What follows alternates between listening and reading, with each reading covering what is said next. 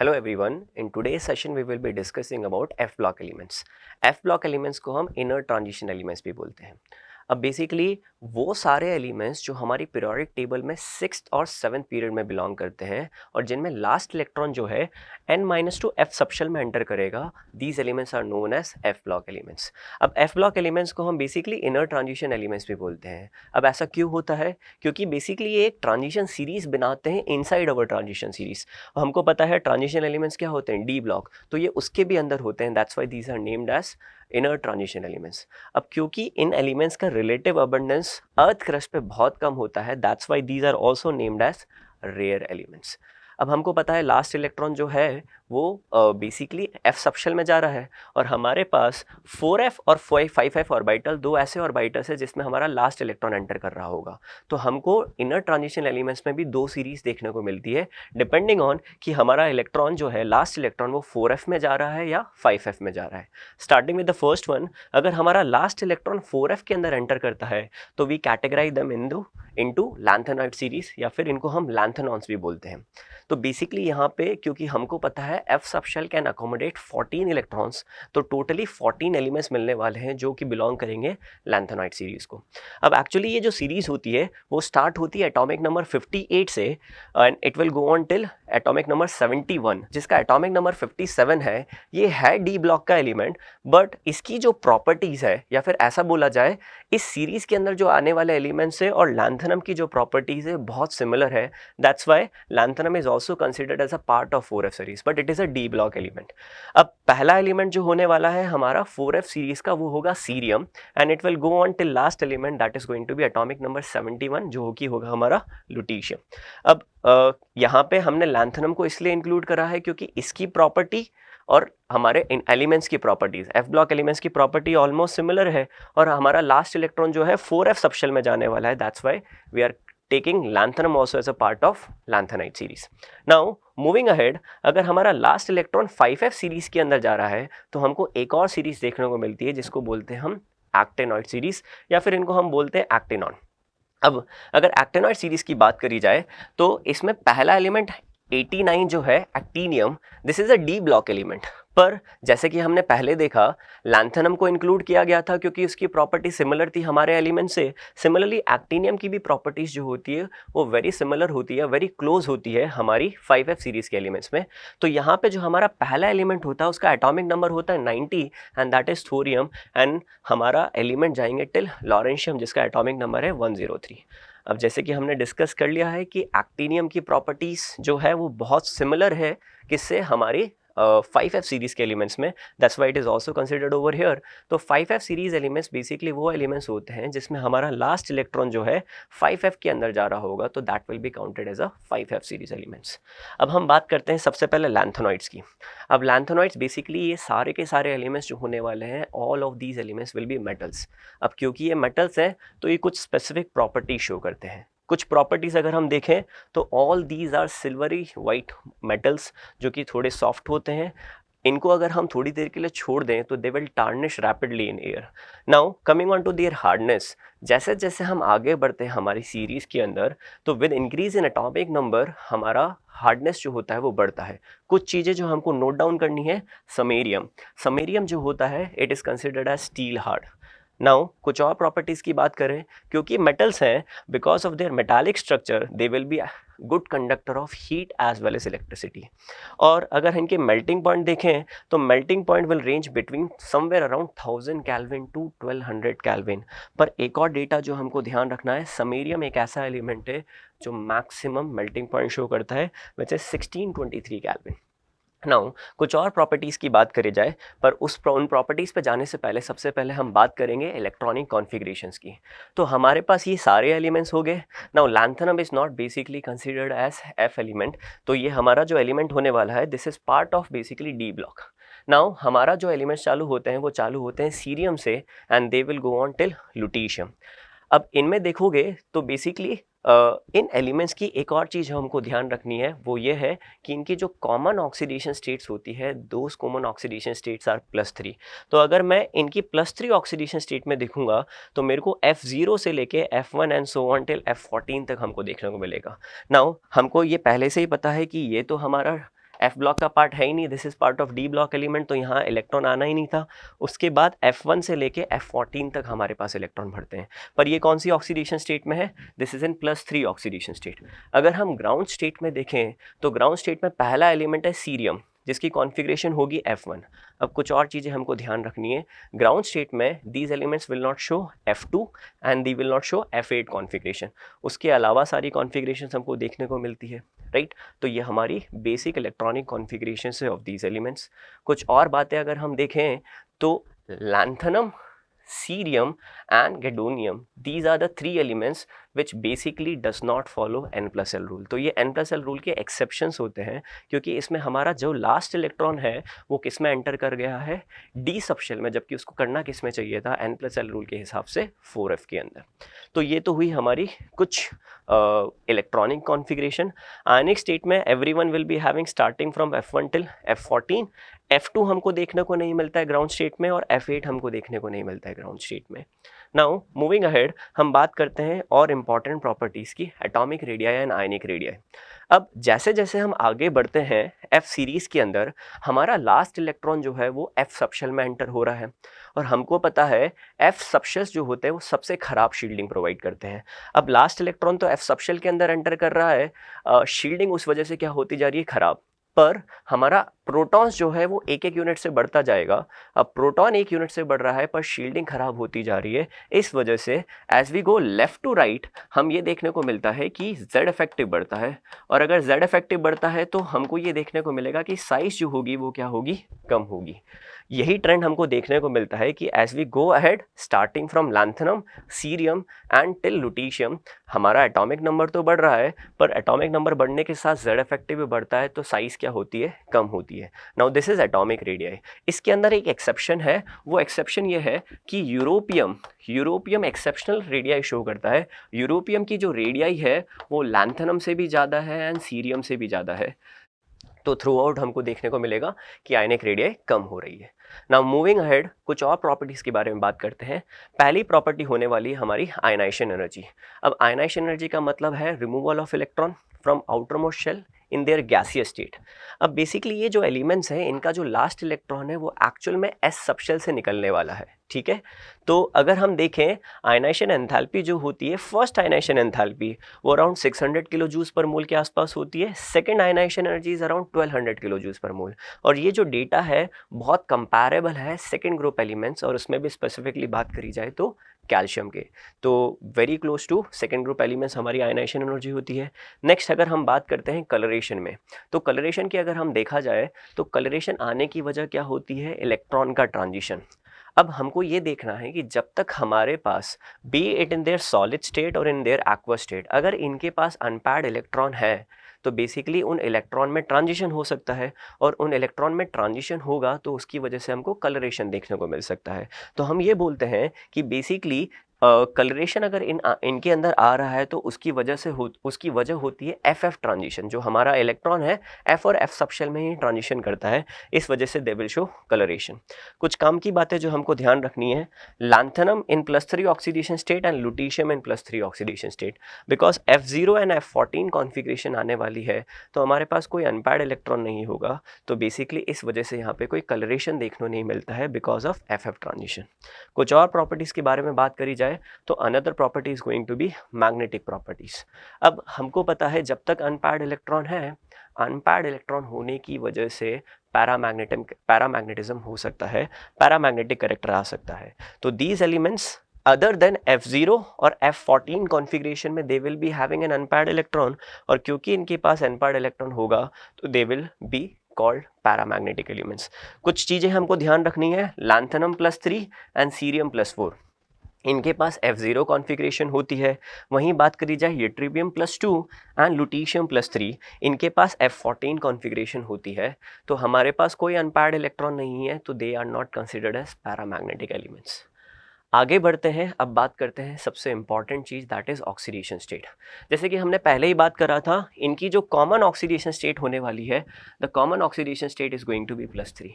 ये सारे के सारे एलिमेंट्स क्या शो करते हैं, +3 as a common oxidation state show करते हैं। पर there are 2 other oxidation state +3 के अलावा जो ये शो कर सकते हैं। One of them is +2 oxidation state and other than that is +4 oxidation state. तो ये +2 भी शो कर सकते हैं और ये +4 भी ऑक्सीडेशन स्टेट शो कर सकते हैं, ठीक है। अब अदर ऑक्सीडेशन स्टेट शो करने की वजह क्या होती है, तो ये एलिमेंट्स अगर +2 और +4 ऑक्सीडेशन स्टेट में आ जाते हैं और वो ऑक्सीडेशन स्टेट में आने के बाद या तो half filled that is F7 या फिर फुल फिल्ड या फिर F0 कॉन्फ़िगरेशन अचीव कर लेते हैं, तो they can show various other oxidation state. अब हमको ध्यान ये रखना है कि हमारे को पास कॉमन ऑक्सीडेशन स्टेट जो होगी वो होगी +3। अगर कोई भी एलिमेंट हमको +2 ऑक्सीडेशन स्टेट में देखने को मिलता है तो इसकी बहुत स्ट्रॉन्ग टेंडेंसी है +2 से कहाँ जाने की, +3 की। अब +2 से +3 जा रहा है तो खुद का ऑक्सीडेशन कर रहा है, तो most of the elements in +2 oxidation state will act as reducing agent. अगर कोई एलिमेंट है हमारे पास +4 ऑक्सीडेशन स्टेट में, तो इन एलिमेंट्स की भी टेंडेंसी क्या है, वापस किस में जाने की, +3 में जाने की। अब क्योंकि +4 से +3 में आ रहा है तो खुद का रिडक्शन कर रहा है, तो these can act as oxidising agents, ठीक है। तो हमको ये ध्यान रखना है। तो each case tends to reverse to the more stable +3 oxidation state. अब इसी वजह से अगर हमारे पास यूरोपियम +2 यूट्रिबियम +2 हुआ, बिकॉज इनके पास कौन कौन सी कॉन्फ़िगरेशन है, F7 एंड F14 कॉन्फ़िगरेशन है, तो they will act as a reducing agent. वहीं अगर बात करी जाए सीरियम +4, ये कौन से किसकी तरह एक्ट करेगा, ऑक्सीडाइजिंग एजेंट, बिकॉज सीरियम +4 के पास कॉन्फ़िगरेशन क्या है, F0 कॉन्फ़िगरेशन है, ठीक है।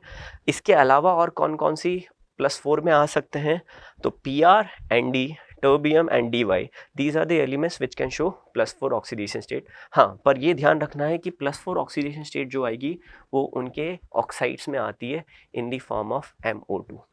तो अगर if you will recall everything again, +2 में भी एग्जिस्ट कर सकते हैं, +4 में भी एग्जिस्ट कर सकते हैं। कॉमन ऑक्सीडेशन स्टेट जो है वो है +3। +2 वाला कहाँ आना पसंद करेगा, +3 में। +4 आने वाला कहाँ आना पसंद करेगा, अगेन +3 में। +2 से +3 में जाएंगे तो रिड्यूसिंग एजेंट, +4 से +3 में आएंगे तो रिड्यूसिंग एजेंट। ये कुछ एलिमेंट्स है, U+2, Yb+2, these will act as a reducing agent, cerium +4 will act as an oxidising agent. ये कुछ बातें हमको ध्यान रखनी है। गोइंग अहेड, केमिकल प्रॉपर्टीज़ के बारे में बात करते हैं। अभी अभी हमने देखा इनकी जो कॉमन ऑक्सीडेशन स्टेट है वो है +3। तो अगर +3 कॉमन ऑक्सीडेशन स्टेट है तो इनके जो प्रोडक्ट्स होने वाले हैं दे will also be having these elements present in +3 oxidation state. अब अगर हम देखें इनकी reactions with various other elements, तो बहुत सारी रिएक्शंस हो सकती है। एक और चीज़ जो हमको ध्यान रखनी है, रिएक्टिविटी सीरीज़ में ये लैंथेनाइड्स जो हैं वो हाइड्रोजन के ऊपर प्लेस्ड होते हैं। क्योंकि रिएक्टिविटी सीरीज़ में लैंथेनाइड्स हाइड्रोजन के ऊपर प्लेस्ड होते हैं, तो अगर हम इनको एक्वस सॉल्यूशन में रख देते हैं या फिर डाइल्यूट H+ के साथ रिएक्ट करवाते हैं, तो ये बहुत आसानी से H+ को कहाँ पहुँचा सकते हैं, H+ को पहुँचा सकते हैं H2 में और खुद हो जाएंगे ऑक्सीडाइज। दैट्स वाई अगर हम इनको डाइल्यूट एसिड के साथ रिएक्ट करते हैं हमको कौन सी गैस देखने को मिलेगी, H2। इसके साथ इनका मेटल सॉल्ट भी बनेगा in which they will be showing +3 oxidation state. इनको वाटर के साथ रिएक्ट करेंगे तो they are again coming in +3 oxidation state और कौन सी गैस मिलेगी, H2 मिलेगी। अगर हैलोजेंस के साथ रिएक्ट कराएंगे तो again they will be in +3 oxidation state, LnX3 type के हैलाइड्स बनाएंगे। अगर नाइट्रोजन के साथ रिएक्ट करवाएंगे तो these will be in +3 oxidation state, again LnN type के नाइट्राइड्स बनाएंगे। सल्फर के साथ ट्रीट करेंगे तो again sulphur will be in -2 and lanthanides will be in +3, तो Ln2S3 टाइप के हमको सल्फाइड्स मिलेंगे।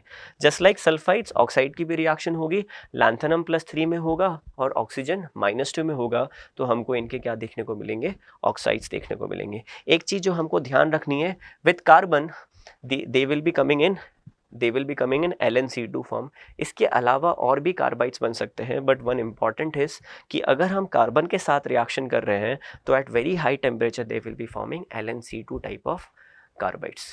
अब ये तो हुई हमारी basic properties of these elements. अब आ जाते हैं हम next uses of these elements. तो अगर हम लैंथेनॉइड्स के यूजेस की बात करें तो लैंथेनॉइड्स के सबसे ज़्यादा यूजेस होते हैं एलॉय स्टील की प्लेट्स और पाइप्स बनाने में, ठीक है। एक सबसे इम्पॉर्टेंट यूज़ होता है इनका एक एलॉय बनाने में, उस एलॉय को बोलते हैं हम मिश मेटल। अब मिश मेटल जो होता है it's an alloy which is having lanthanoids and हमारे आयरन का कॉम्पोजिशन, जिसमें लैंथेनॉइड की कॉम्पोजिशन इज मोर देन 95% और आयरन की जो कॉन्फ़िगरेशन है वो approximately 5% and with other elements will be what, sulphur, carbon, calcium and aluminium. इन सबको कंबाइन करके हम बेसिकली एक अलॉय बनाते हैं जो कि होता है मेश मेटल। अब इसके यूजेस क्या होते हैं, तो मेश मेटल को भी मैग्नीशियम बेस्ड अलॉय की तरह यूज़ कर सकते हैं, जिसका यूज़ होता है to produce bullets, shells and lighter flints. तो इन सब में हमको यूज़ होता है मेश मेटल का। कुछ और चीज़ें अगर हम देखें तो कुछ ऑक्साइड्स जो होते हैं बेसिकली लैंथेनॉइड्स के, वो basically as a catalyst use करा जाते हैं जब हम पेट्रोलियम की क्रैकिंग करते हैं। नेक्स्ट अगर हम देखें, कुछ ऑक्साइड्स जो होते हैं वो फॉस्फोरेसेंस प्रॉपर्टी शो करते हैं, तो these are also used as phosphors when we are using them. Now we will be talking about actinoids. Next series होने वाली है एक्टिनॉइड्स। अब बेसिकली एक्टिनॉइड्स के बारे में अगर हम देखें तो ये वो एलिमेंट्स होने वाले हैं जिसमें हमारा लास्ट इलेक्ट्रॉन जो है वो 5f सबशेल में जाने वाला है, ठीक है। अब एक्टिनॉइड सीरीज के अंदर काम की बातें जो हमको ध्यान रखनी है कि सारे के सारे एलिमेंट्स जो होते हैं रेडियो एक्टिव होते हैं और most of these elements are having very short half lifes. अगर कुछ एलिमेंट्स देखा जाए, थोरियम, यूरेनियम के दो isotopes 235 and 238 and plutonium, these are the only elements which are having longer half life, बाकी है तो सारे के सारे रेडियो एक्टिव। अब इनमें भी अगर देखा जाए तो थोरियम और यूरेनियम ही दो ऐसे एलिमेंट्स हैं जो हमारे अर्थ क्रस्ट पे रिलेटिवली गुड अमाउंट पे अवेलेबल है। बाकी सब एलिमेंट्स को हम बेसिकली न्यूक्लियर रिएक्शन से बनाते हैं। अगर हम देखें तो क्योंकि ये भी सारे के सारे मेटल्स होने वाले हैं, तो they will also show the same metallic properties जो हमने लैंथेनॉइड्स में पढ़ी थी। तो these actinoids metals are going to be silvery white in appearance but display a variety of structures just like lanthanoids, ठीक है। अब एक्टिनॉइड्स के बारे में बात करी जाए तो ये भी बहुत रिएक्टिव होते हैं जस्ट लाइक अवर लैंथेनॉइड्स, और जब इनको फाइनली पाउडर्ड फॉर्म में ले लेंगे तो इनकी रिएक्टिविटी बहुत ज़्यादा हो जाएगी। Now coming on to the first thing, हम सबसे पहले देखेंगे इलेक्ट्रॉनिक कॉन्फ़िगरेशन। अब इलेक्ट्रॉनिक कॉन्फ़िगरेशन में अगर हम देखें तो हमारा पहला एलिमेंट है एक्टिनियम।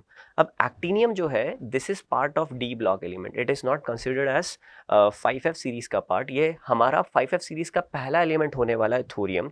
एंड इलेक्ट्रॉनिक कॉन्फ़िगरेशन जाएगी थोरियम से कहाँ तक, लास्ट एलिमेंट जो कि होने वाला है लॉरेंशियम।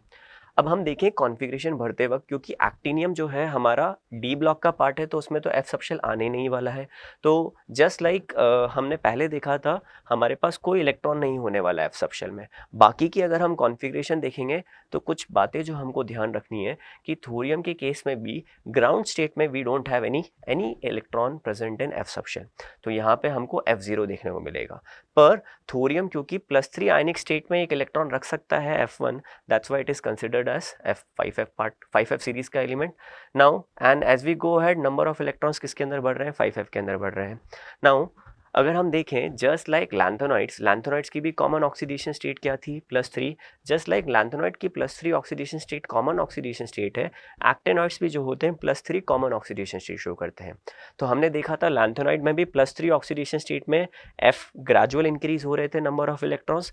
सिमिलरली एक्टिनाइड्स में भी there will be gradual increase in number of electrons in 5f। अब यहाँ पे अगर देखा जाए तो n+l रूल के बहुत सारे लिमिटेशंस आने वाले हैं जिसको हम बहुत आसानी से अब पहचान पाएंगे by seeing the configuration. Going ahead, अब हम बात करते हैं कुछ चीज़ों के बारे में। सबसे पहला बात होगी हमारी एटॉमिक रेडियाई और आयनिक रेडियाई। अब हमको पता है लास्ट इलेक्ट्रॉन जो है वो किसके अंदर एंटर कर रहा है, 5f के अंदर एंटर कर रहा है, और 5f की शील्डिंग होती है ख़राब। तो 5f की शील्डिंग ख़राब होती है तो जैसे ही हम लेफ़्ट टू राइट जाएंगे इलेक्ट्रॉन बढ़ रहा है 5f के अंदर, तो शील्डिंग हो रही है ख़राब, पर प्रोटॉन हमारा 1 यूनिट से बढ़ रहा है। तो लेफ़्ट टू राइट जाने पे शील्डिंग ख़राब हो रही है, प्रोटॉन बढ़ रहा है, तो इफेक्टिवली Z इफेक्टिव जो है बढ़ेगा। Z इफेक्टिव बढ़ेगा तो हमारी साइज़ जो होगी वो कम होगी। इसी डिक्रीज इन साइज़ को हम बेसिकली कहते हैं एक्टिनॉइड कॉन्ट्रैक्शन। जैसे कि हमने वहाँ पे लैंथेनाइड कॉन्ट्रैक्शन देखा था, तो हमको यहाँ पे एक्टिनॉइड कॉन्ट्रैक्शन देखने को मिलेगा। अब वहाँ पे लैंथेनाइड कॉन्ट्रैक्शन के दौरान हमने एक एक्सेप्शन देखा था कि यूरोपियम जो है ग्राउंड स्टेट, अगर हम एटॉमिक रेडियाई की बात करते हैं तो सबसे आगे आता था, आयनिक रेडिया में कोई चेंजेस नहीं थे। वहीं अगर यहाँ देखा जाए तो एक्टिनॉइड्स में भी कोई खास चेंजेस नहीं है। जैसे जैसे हम आगे बढ़ रहे हैं साइज़ घटती जाएगी। नाउ अगर हम बात करें be it in elemental form और be it in their ionic form which is in +3 oxidation state, हमको साइज देखने को मिलेगी।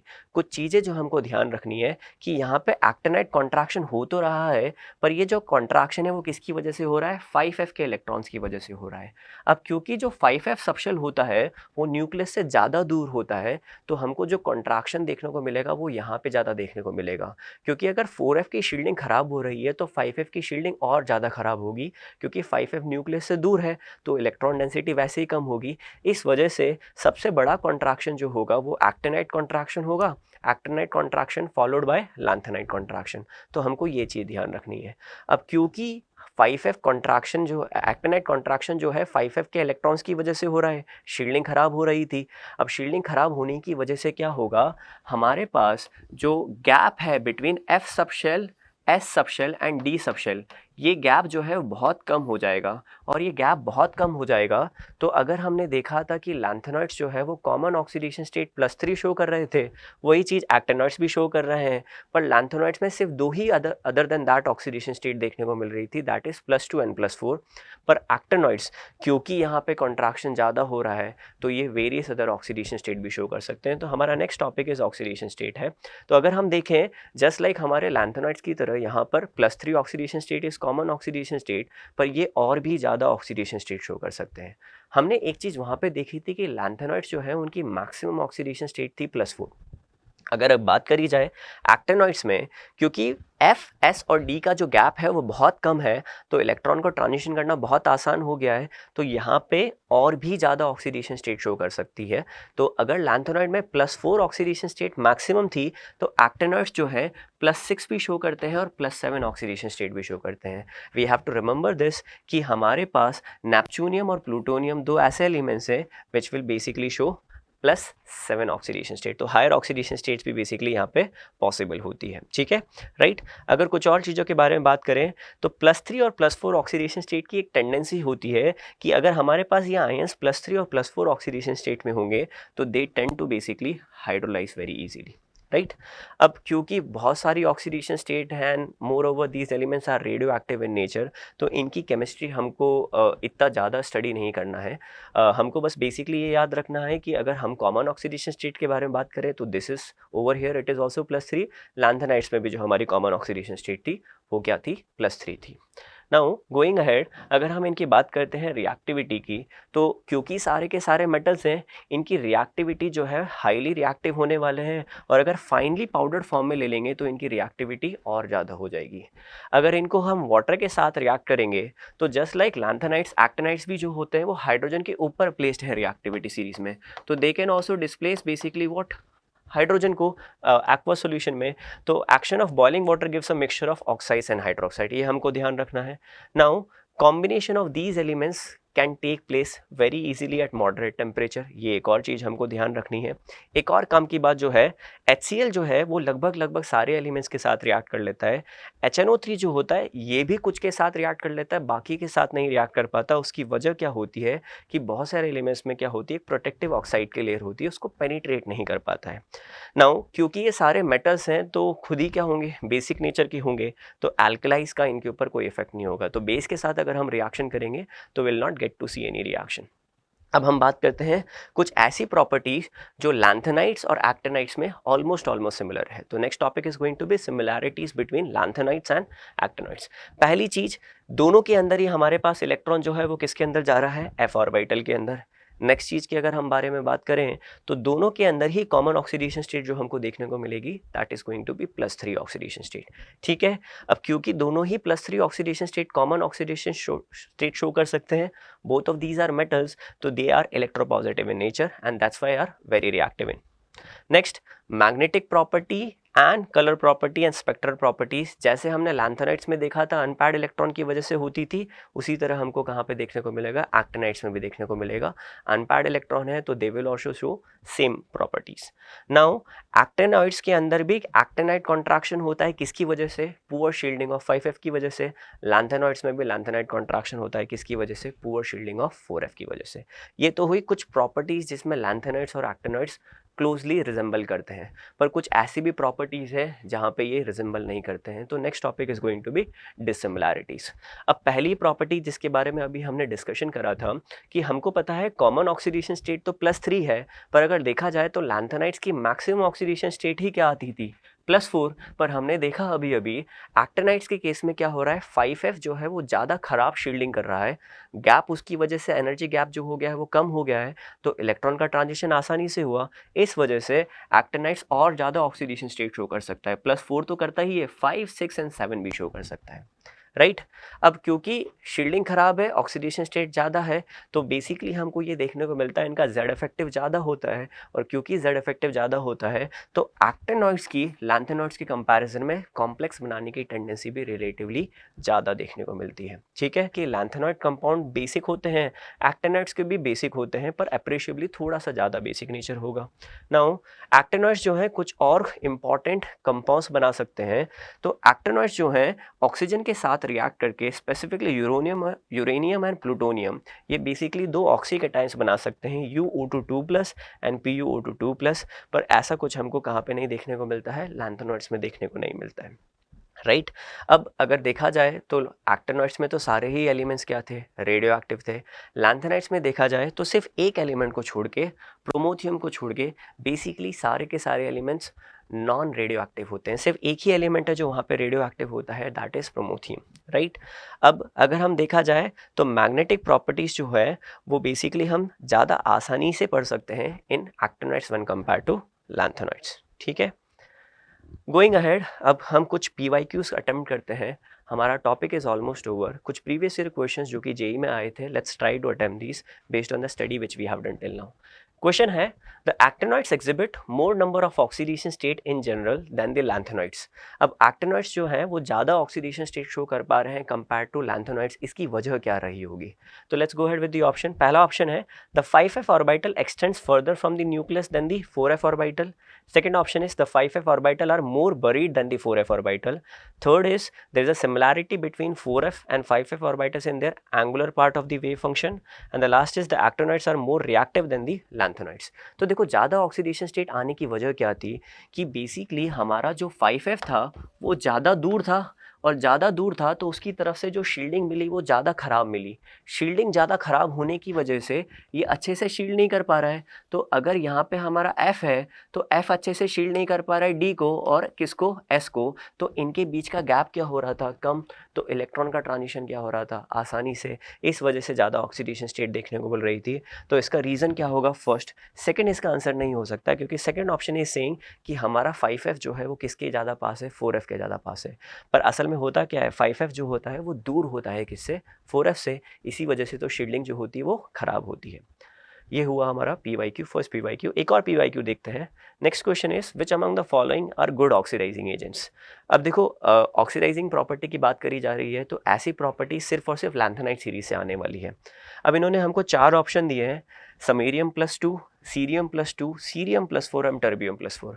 हमने देखा था लैंथेनाइड्स की जो कॉमन ऑक्सीडेशन स्टेट थी वो +3 थी। अगर कोई एलिमेंट +2 में होता था, +2 वाले एलिमेंट की टेंडेंसी थी कहाँ पे आने की, +3 में, और कोई एलिमेंट +4 में होता था उसकी टेंडेंसी कहाँ आती थी, +3 में आने की। अब जो +2 से +3 में जाएगा, +2 से +3 में जाएगा तो इसका खुद का ऑक्सीडेशन होगा, तो it will act as reducing agent. और जो +4 से +3 आ रहा है इसका खुद का क्या हो रहा है, रिडक्शन, तो it will act as oxidizing agent. तो अगर इन 4 ऑप्शंस में देखा जाए तो वो एलिमेंट जो +4 ऑक्सीडेशन स्टेट में आ रहे हैं they can act as oxidizing agent. तो समैरियम नहीं हो सकता, सीरियम +2 नहीं हो सकता, तो our answer will be cerium +4 and terbium +4। तो what will be the correct answer, option 4।